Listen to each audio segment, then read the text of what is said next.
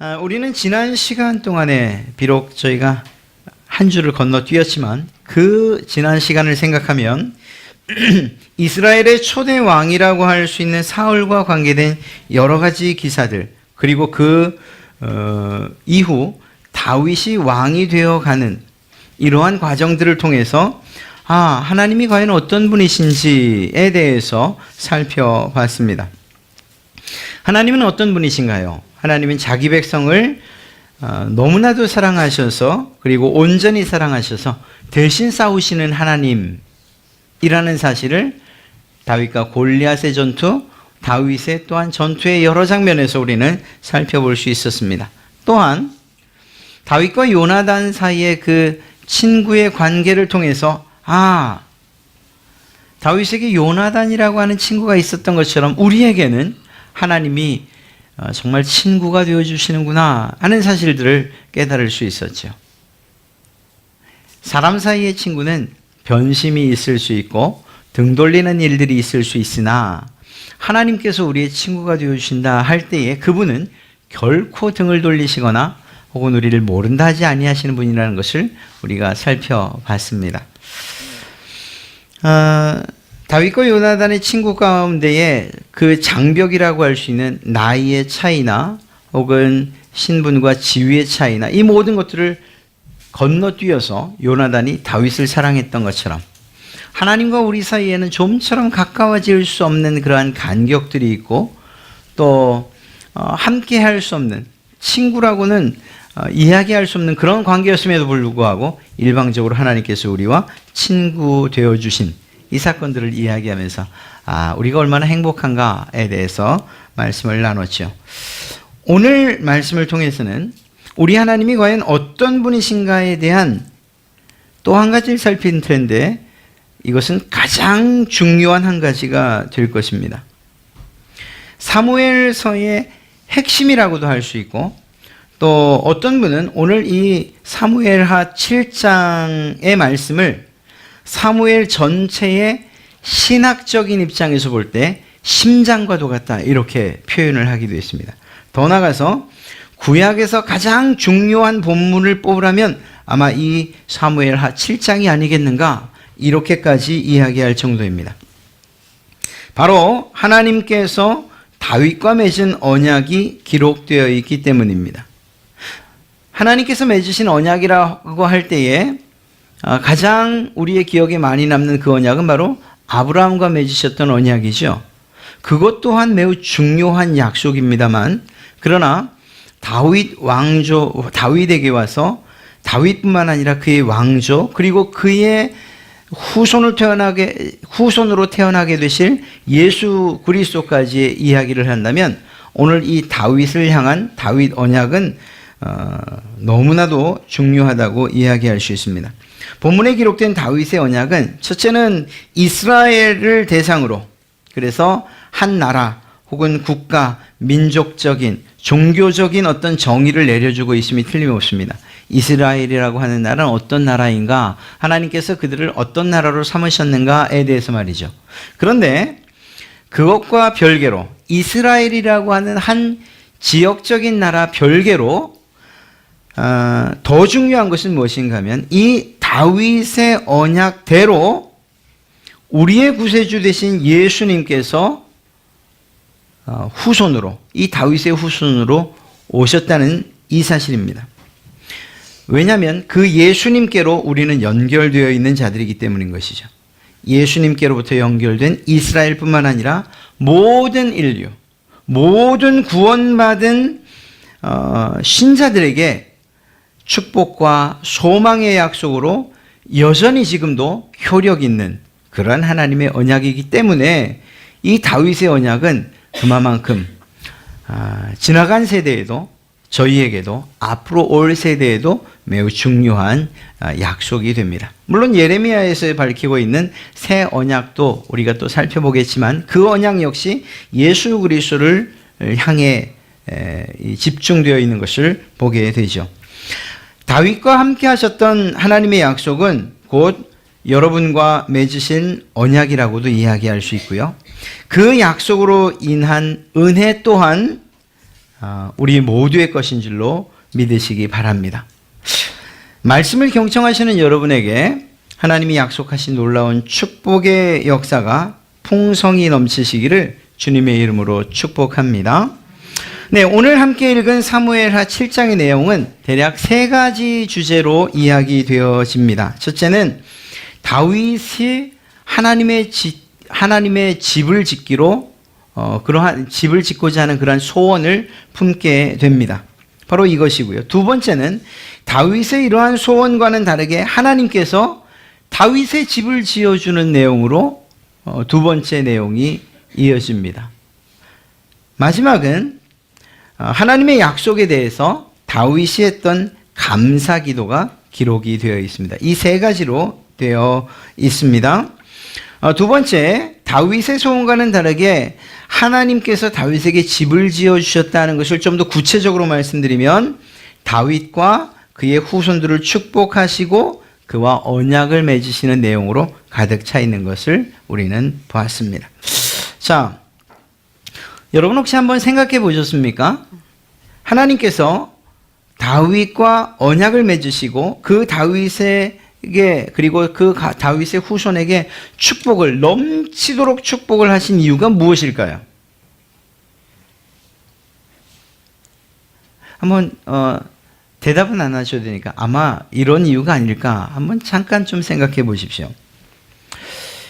사실 가장 먼저 생각할 수 있는 것은 성경에 기록된 대로 다윗이 하나님을 깊이 사랑했기 때문이라고 이야기할 수 있습니다. 그리고 그 사랑에 대한 내용, 하나님을 어떻게 생각했는가에 대한 내용이 2절에 기록되어 있죠.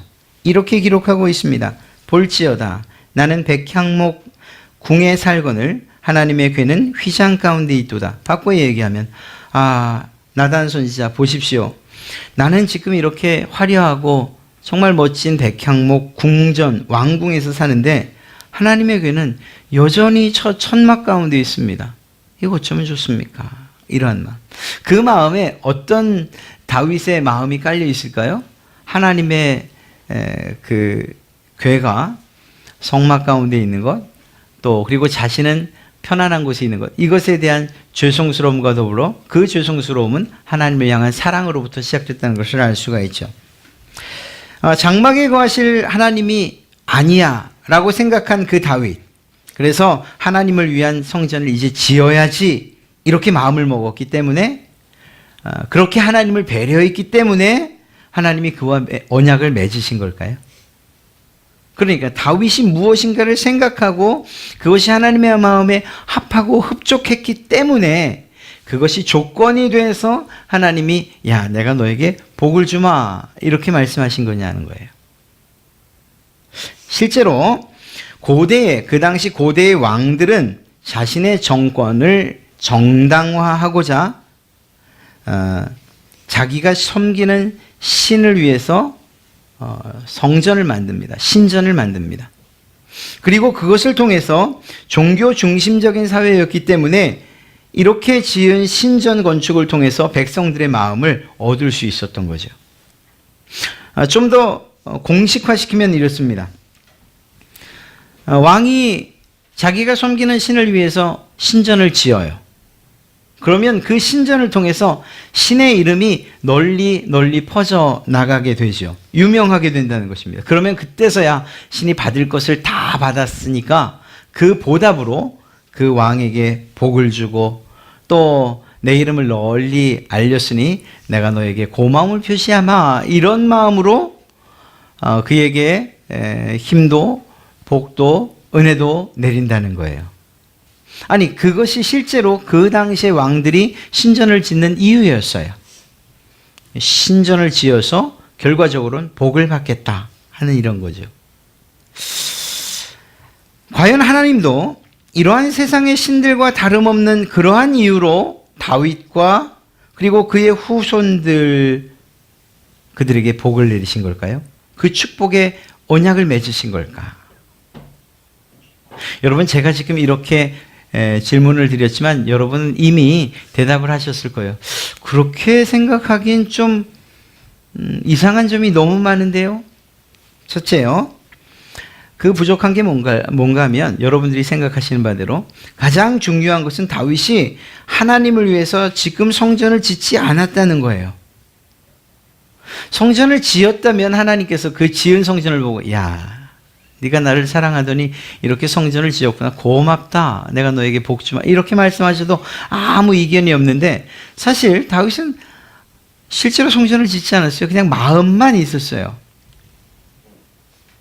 더 정확히 말하면 오늘 성경 말씀은 하나님께서 성전을 짓겠다는 다윗의 요청을 거절하셨다 이렇게 이야기하고 있습니다. 우리가 읽은 말씀 가운데에 5절 말씀이 바로 그겁니다. 여호와께서 이와 같이 말씀하시되 내가 나를 위하여 내가 살 집을 건축하겠느냐? 그러지 말아라. 그리고 나서 6절부터 하는 이야기가 뭡니까? 내가 이스라엘 자손을 애굽에서 인도하여 내던 날부터 오늘까지 내가 나를 위해서 지은 집에 살았느냐? 성전에 살았냐? 그렇지 않지 않느냐? 그리고 또 내가 구원해낸 그 지파들에게 내가 언제 성전 지어달라고 요청한 적이 있느냐? 그렇게 말씀하시는 거죠. 그리고 더 중요한 건 다윗의 축복 가운데 너의 아들이 성전을 짓게 될 것이다. 내 집을 짓게 될 것이다. 이렇게 말씀하셨단 말입니다. 그렇기 때문에 사실은 하나님 앞에 성전을 짓겠다는 이러한 다윗의 요청을 거절하신 것이라고 그렇게 봐야 됩니다.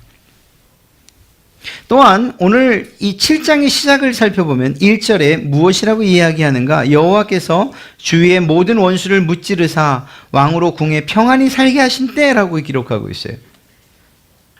즉 다시 말해서 다윗과 다윗 왕국의 평안이 그 평안함이 어디로부터 왔느냐? 하나님께로부터 왔다는 사실을 먼저 기록하고 있다니까요. 다른 여느 왕들처럼 신을 위한 신전을 짓고 나니 그 신이 흡족해서 그에게 복을 준 것이 아니고 그것과는 상관없이 하나님은 일방적으로 다윗과 그의 후손에게 그의 왕조에 복을 주고 계시는 거예요. 그리고 그것을 이 약속을 통해서 언약을 통해서 확증시켜 주셨고 그 계기가 된 것이 무엇이냐? 하나님의 성전을 짓고 싶습니다 라고 하는 이러한 다윗의 마음이었을 뿐인 거죠. 무엇보다 신학자들의 연구와 그 결론에 따르면 이 다윗의 언약은 가장 비슷한 것이 아브라함의 언약이다 이렇게 이야기합니다. 첫째는 하나님께서 찾아와 맹세하셨어요. 아브라함이나 다윗이 저와 약속해 주세요. 저와 언약 맺어 주세요. 제게 복을 주세요 라고 한 것이 아니고 하나님께서 그에게 일방적으로 찾아오셨다는 것입니다. 그리고 하나님과 개인 간의 약속이었다는 그런 공통점을 가지고 있습니다. 이 다윗 언약에 대해서 신학자들의 표현을 그대로 빌면 이 다윗 언약은 하사품, 약정, 맹세 언약 이렇게 불리기도 한다는 거예요. 무엇보다 그 성향이 어떠냐? 무조건적인 성향을 지니고 있다는 것입니다. 이게 무슨 말인가? 좀 쉽게 풀어 이야기하면 약속을 제안하신 분, 즉 하나님, 그 하나님이 아브라함이나 다윗 등 약속을 받는 자의 여건이나 조건이나 환경이나 심지어는 그들이 그 약속을 지키던 아니 지키던 관계없이 약속을 수여하신 하나님께로부터 일방적이고 무조건적으로 이행되는 경향이 있다 이렇게 이야기를 하고 있습니다. 하나님의 언약이 우리 인간 편에서 어떤 조건을 요구하고 있지 않다는 사실을 이야기하고 있는 것입니다. 실제로 우리가 오늘 읽은 말씀에는 다윗을 향한 하나님의 요구나 어떤 조건을 전제로 하고 있지 않아요. 내가 이걸 줄 텐데 너 나에게 이것 좀 해라. 그래, 네가 마음이 갸륵하다. 그런데 성전을 좀 지어봐라. 말로만 하지 말고. 그러면 내가 너에게 복을 주마. 이렇게 말씀하고 계시지 않다고요. 좀 다른 이야기지만 종종 성경을 읽다가 반복되는 단어가 이제 계속해서 나옵니다. 그러면은 여러분 혹시 이렇게 세보지 않습니까? 이거 하나, 둘, 셋. 그런 일을 한번 해보세요. 꽤 재미가 있게 성경을 읽을 수가 있습니다. 오늘 말씀도 그런 부분인데요. 다윗이 나단에게 하나님의 궤를 모실 곳을 마련하고 싶습니다. 그랬더니 나단이 매우 기뻐하고 하나님도 기뻐하셨어요. 그래서 나단은 하나님께 묻지도 않은 채 왕이 원하시는 대로 하십시오 이렇게 얘기를 하죠. 그럼 하나님의 뜻은 그게 아니었어요. 어찌되었거나 그 이후에 나단의 입을 빌어서 다윗에게 주신 하나님의 계시의 내용을 보면 정말 놀라운 것을 한 가지 알 수 있습니다. 다윗을 향한 하나님의 말씀이 11절에 걸쳐서 기록되어 있어요. 5절부터 16절까지 말입니다. 이 사이에 이 짧은 구절에 내가, 나를, 나의, 나는, 내 앞에서, 여호와가 등등 하나님을 지칭하는 이 단어들이 무려 27번 이상이 나오고 있어요. 이 무엇을 얘기하는 걸까요? 다윗과 약속하시는 그 약속의 주체가 일방적으로 하나님이시라는 거예요. 만약에 이것이 어떤 조건이라면 다윗 너 이거 하면 내가 이거 해주고 이거 하면 이거 해주고 이렇게 하면 그래 내가 이것을 해주마 이렇게 서로 쌍방간의 계약이 맺어져야 되는 것 아니겠습니까? 그런데 오늘 말씀에는 하나님께서 다윗에게 그저 부어주시는 내용들로 가득 차 있는 것을 보게 됩니다. 이것이 앞서 말씀드린 것처럼 일방적이고 무조건적이라는 거예요. 하나님의 약속이. 그 내용은 매우 단순하죠. 하나님께서 다윗을 내가 너를 어떻게 선택했고 어떻게 높였고 내가 너를 어떻게 왕이 되게 했고 어떻게 나라를 다스리게 하였고 이방 나라들을 어떻게 점령하게 하였고 하는 이러한 이야기들로 가득 차 있습니다. 즉 하나님께서 다윗에게 베풀어 주신 은혜가 그 기록의 전부라는 거예요. 더 나아가 다윗과 그의 후손에게 다윗의 왕가를 영원토록 보존해 주실 것을 약속해 주셨고 견고하게 세워주실 것 또한 복으로 약속해 주셨다니까요. 오늘 여러분들과 함께 읽은 말씀 가운데 정말 중요한 세 가지를 이야기하라고 한다면 하나님께서 일방적으로 부르실 때 그 다윗의 모습이 어땠느냐, 왕으로 불릴 만한 그러한 사람이었느냐 아니라는 것을 먼저 이야기하고 있어요. 8절 중반부를 보면 여호와께서 이와 같이 말씀하시기를 내가 너를 목장 곧 양을 따르는 데서 데려다가 다윗의 존재가 그런 존재에 불과했다는 거예요. 왕이 될 만한 어떤 조건도 환경도 교육도 받은 적이 없어요. 그저 양치기에 불과했어요. 사도 바울을 통해서 우리들의 원래의 모습들은 얼마나 적나라하게 고발되는지 알 수 없어요. 죄에 있어 연약한 자, 우리가 죄인이었을 때, 우리가 하나님과 원수 되었을 때, 그래서 하나님과는 좀처럼 어떤 관계도 맺을 수 없는 그때의 하나님의 사랑이 일방적으로 나타났다라고 이야기하고 있습니다. 그렇게 구원받은 사람들이 바로 여러분들과 저예요. 다윗을 바라보면서 야, 넌 정말 큰 은혜 받았구나. 하나님께서 너에게 은혜뿐만 아니라 복도 주시는구나. 넌 참 정말 대박 났다. 이렇게 얘기할 게 아니에요. 다윗과는 비교할 수 없는 은혜와 복을 받은 사람들 바로 그분들이 여러분과 저라니까요. 우리가 하나님 앞에 자녀로 불릴 만한, 아니 우리를 위해서, 우리의 죄를 위해서 십자가에 죽으실 만한 그러한 이유가 우리에게 있습니까? 여러분에게 있습니까? 그런 조건이 있습니까? 그러한 까닭이 있습니까? 없어요. 이것은 굳이 성경 말씀을 통해서 보지 않아도 그냥 눈 잠깐 감고 제가 5분 동안만 우리의 죄악들을 떠올려 봅시다 이야기하면 그 채 5분이 되기도 전에 우리가 얼마나 정말 사도 바울의 말대로 하면 죄인의 괴수인지를 알 수가 있어요.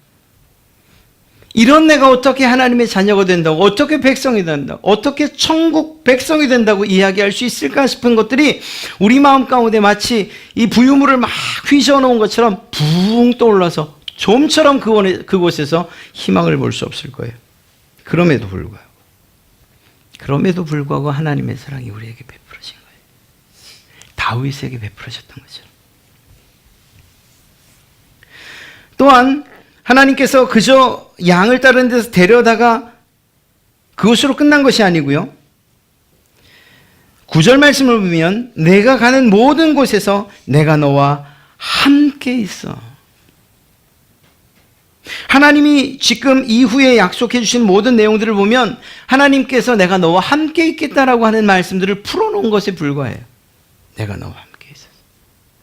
어떤 상황이 있든지 어떤 처지에 있든지 지금 내 마음이 어떻든지 간에 내가 너와 함께 있다는 사실을 잊지 말라는 거예요.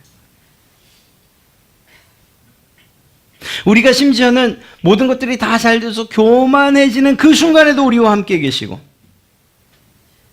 다윗의 고백대로 사망의 음침한 골짜기를 가는 그곳, 그래서 나 혼자라고 생각하는 그곳에도 주님이 함께 계시겠다고 약속해 주셨고 실제로 다윗은 그것을 경험했던 사람이라는 것이죠.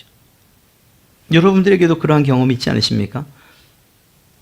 정말 혼자서 힘들고 외로워서 누구에게 하소연조차 할 수 없는 그러한 때에, 그래서 그저 기도의 자리에 앉으면 눈물만 쏟아지는 그러한 때에 하나님께서 내가 너와 함께 있지 않냐,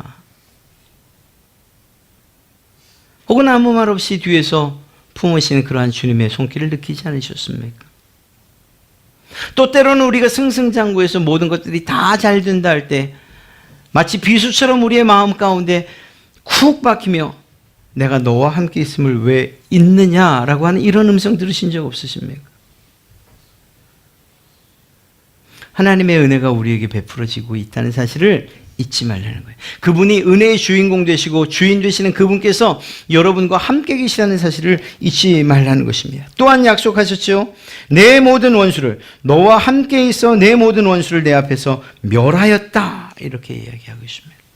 사랑하는 성도 여러분, 우리에게 소망이 되는 것이 무엇입니까? 주님께서 나와 함께 하신다는 것, 이것뿐입니까? 야, 내가 너와 함께 하는데 야, 저기 너무 무섭다, 그저 내가 너를 보호해서 지나가마, 이렇게 말씀하시던가요? 아니죠. 우리에게 싸우자고 말씀하셔요. 그리고 한마디 더 하시죠. 내 뒤에 있으라고 말씀하시고, 그리고 그분이 직접 싸워주셔요. 마치 골리앗을 향해 던졌던 그 물맷돌에 하나님의 역사가 있었던 것처럼 여러분들의 세상을 나가 싸우고 또 세상을 직면해 살아갈 때에 골리앗과 같은 그러한 모든 문제와 어려움들, 우리는 두려워 떨 수밖에 없지만 그러나 하나님을 신뢰하고 하나님이 나와 함께 계신다는 사실을 믿어서 던진 그 조약돌에 하나님의 능력의 역사에서 세상을 능히 이기는 줄로 믿습니다. 이것이 하나님께서 다윗에게 베풀어 주신 은혜이고, 또한 다윗의 후손 예수 그리스도, 그 예수 그리스도로 말미암아 천국 백성 된 바로 여러분들에게 약속해 주신 그러한 약속의 내용이라는 것입니다. 하나님의 약속이 좀 더 구체적으로 되겠죠. 9절부터 이야기합니다. 너의 이름을 위대하게 해주겠다. 그래서일까요? 지금도 왕 중의 왕이라고 불리는 사람? 예, 다윗이죠. 데이빗. 얼마나 멋진 이름인지 알 수가 없어요.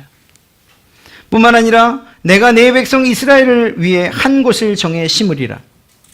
세상 사람들은 우연이라고 말하지만 그 당시 근동의 국제 정세는 이스라엘이 영토를 최대한 확장할 수 있을 정도로 약한 힘을 가지고 있었습니다.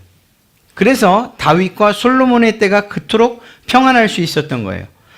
하나님을 알지 못하는 사람들은 그 우연 아니냐라고 말하지만, 그러나 결코 우리는 우연이라고 말하지 않습니다. 하나님께서 내가 내 백성 이스라엘을 위해 한 곳을 이 예루살렘, 이 이스라엘을 정하여 내 것으로 삼겠다라고 하신 이 말씀의 성취였던 거죠. 또한 모든 원수에게서 벗어나 쉬게 하시겠다고 약속해 주셨어요. 또 무엇이라고 말합니까? 내가 죽을 때 내 몸에서 날 씨를 내 뒤에 세워 후손이 이어져 갈 것, 왕조가 이어져 갈 것을 약속해 주셨어요. 그리고 그 다윗의 왕조는 계속해서 실제로 이어져 갔어요. 북이스라엘로 나눠졌을 때 북이스라엘은 아시리아에 멸망했지만, 그러나 끝까지, 비록 바벨론에 멸망할 때까지지만 계속해서 그 왕조가 이어갔어요. 그리고 그것으로 끝난 것이 아니고 성경의 암흑기라고 하는 구약과 신약의 그 사라져버린, 실제로 사라진 건 아니고요.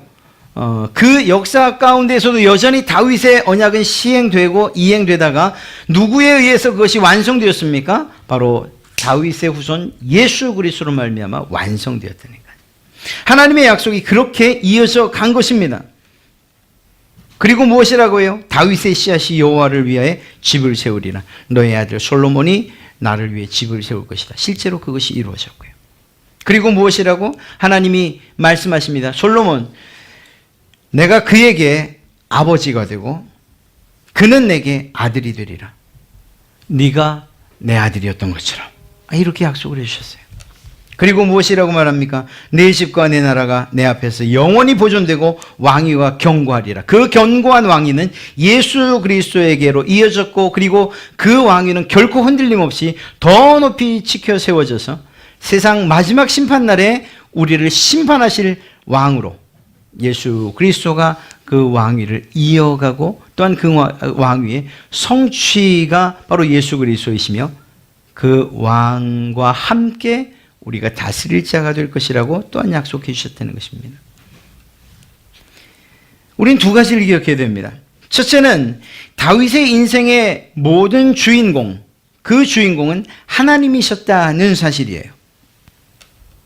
하나님이 불러내시고, 하나님이 함께 해주시고, 하나님이 함께 싸워주시고, 1절의 내용부터 언약에 담긴 모든 내용을 통해서 하나님은 다윗에게 무엇을 말씀하시는가 하면, 다윗, 내가 너의 주인이야, 이 사실을 잊지 말라고 얘기하시는 거예요.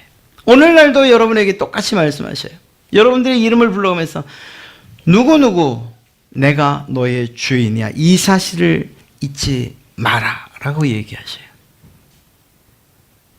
우리 이 사실을 잊고서 내가 주인입니다 하는 순간 사실은 그때부터 하나님과의 관계에 문제가 생기고 우리는 죄의 길에 서 있을 수밖에 없게 돼요.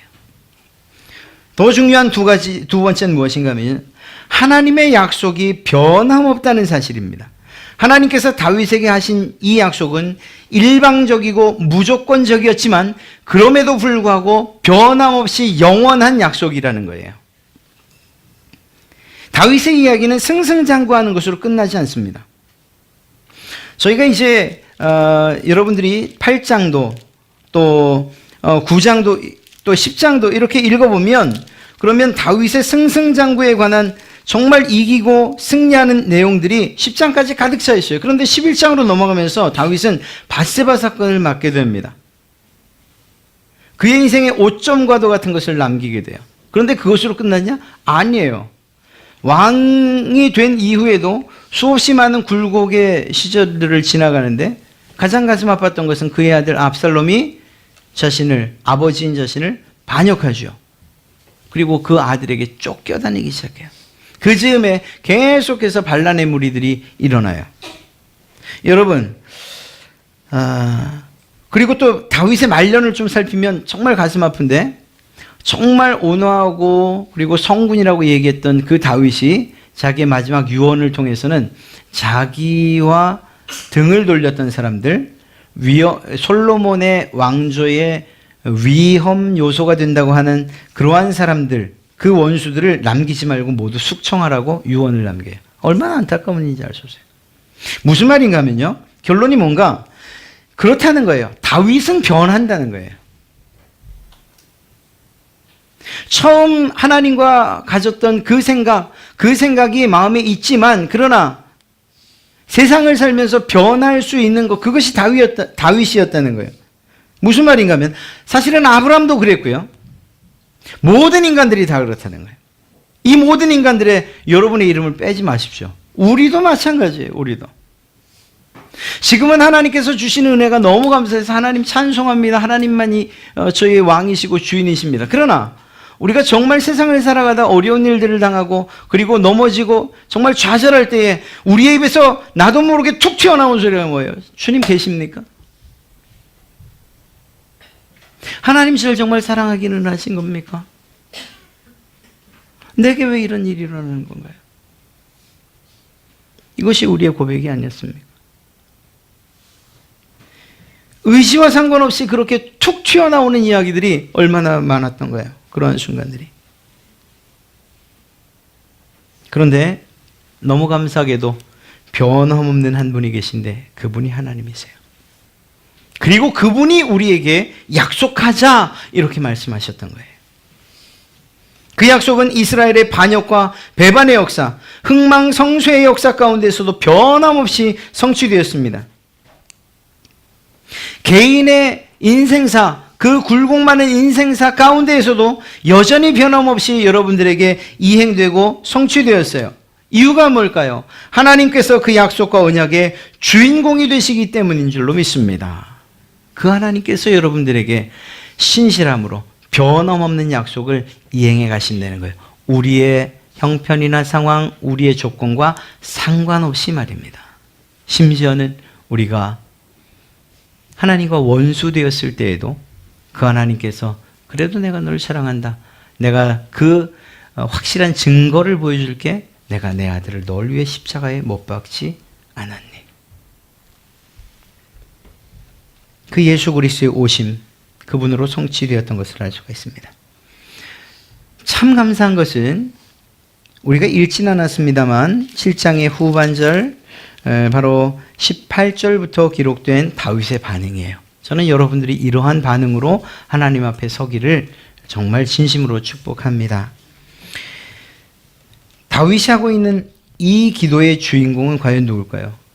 다윗의 기도의 과연 주인공은 누굴까요? 앞에 하나님이 주인공이셨던 것과 변함없이 이 뒷부분도 하나님이 주인공이세요.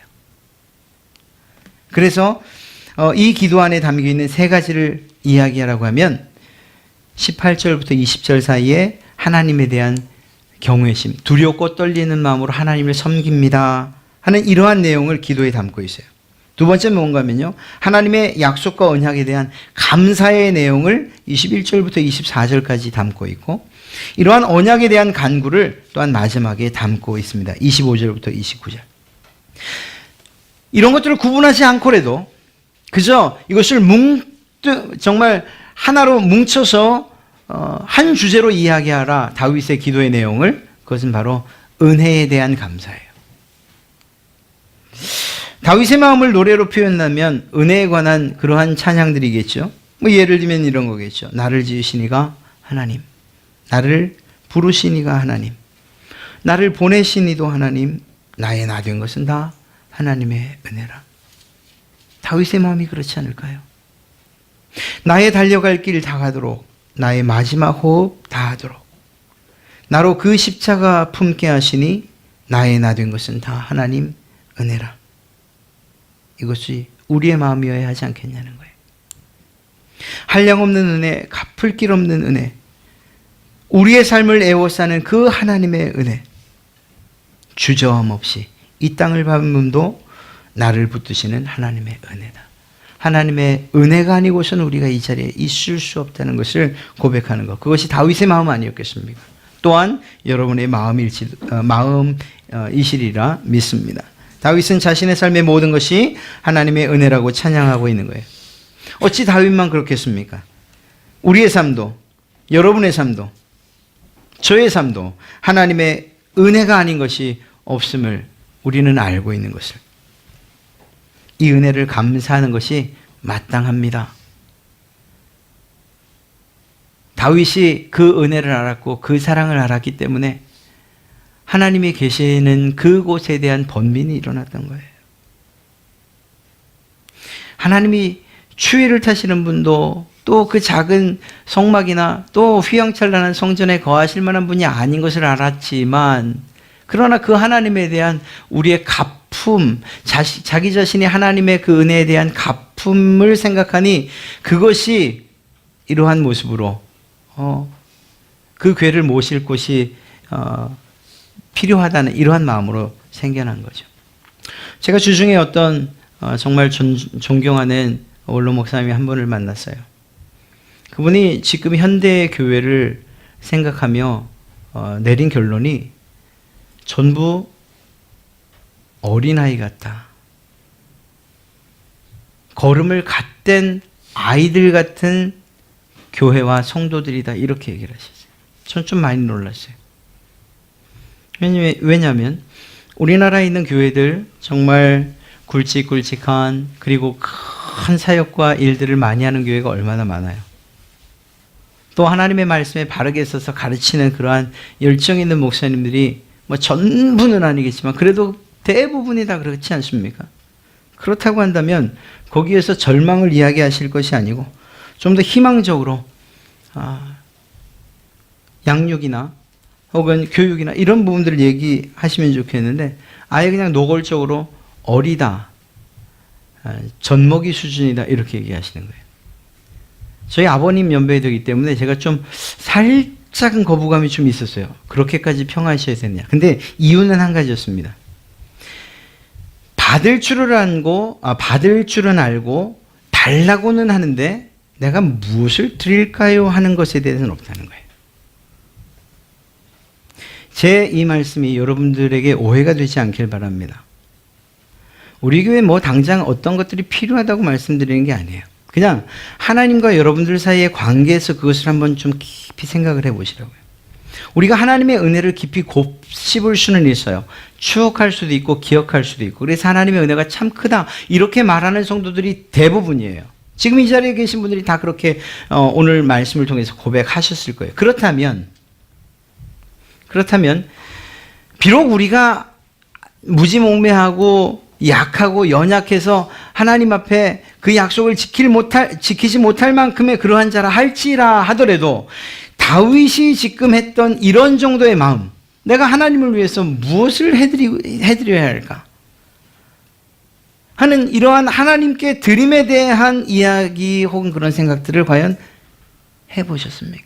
만약 하셨고 또 그렇게 하고 계신다면 여러분들이야말로 장성한 분량에 이르는 그러한 믿음의 소유자들인 줄로 믿습니다. 또한 그런 여러분들이 되시기를 정말 주님의 이름으로 진심으로 축복합니다.